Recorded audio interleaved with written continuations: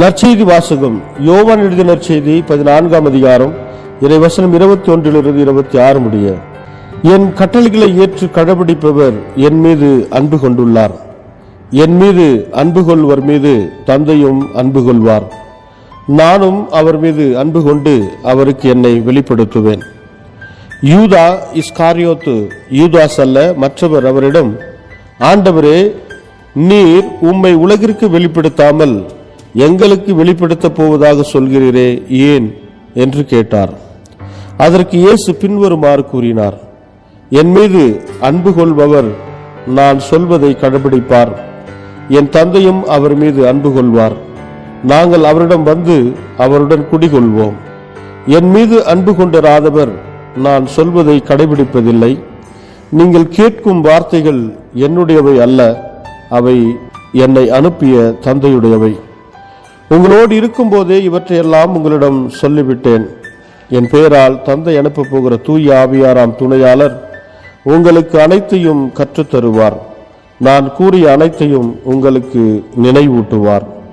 இது கிறிஸ்து வழங்கும் நற்செய்தி. கிறிஸ்துவே உமக்கு புகழ். ಯೋಹಾನ ಅಧ್ಯಾಯ 14 ವಚನ 21-26 ಒಬ್ಬನು ನನ್ನ ಆಜ್ಞೆಗಳನ್ನು ಸ್ವೀಕರಿಸಿಕೊಂಡು ಅವುಗಳಿಗೆ ವಿಧೇಯನಾದರೆ ಅವನು ನನ್ನನ್ನು ನಿಜವಾಗಿಯೂ ಪ್ರೀತಿಸುವವನಾಗಿದ್ದಾನೆ.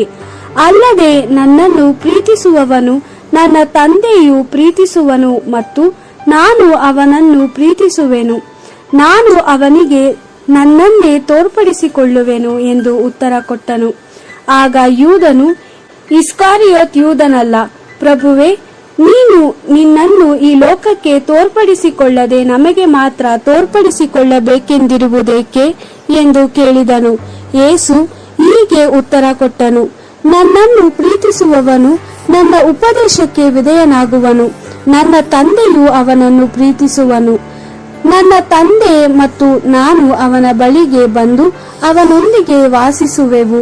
ಆದರೆ ನನ್ನನ್ನು ಪ್ರೀತಿಸದವನು ನನ್ನ ಉಪದೇಶಕ್ಕೆ ವಿಧೇಯನಾಗುವುದಿಲ್ಲ. ನೀವು ಕೇಳುತ್ತಿರುವ ಈ ಉಪದೇಶವು ನಿಜವಾಗಿಯೂ ನನ್ನದಲ್ಲ, ನನ್ನನ್ನು ಕಳುಹಿಸಿರುವ ನನ್ನ ತಂದೆಯದು. ನಾನು ನಿಮ್ಮೊಂದಿಗೆ ಇರುವಾಗಲೇ ಈ ಸಂಗತಿಗಳನ್ನೆಲ್ಲ ನಿಮಗೆ ಹೇಳಿದ್ದೇನೆ.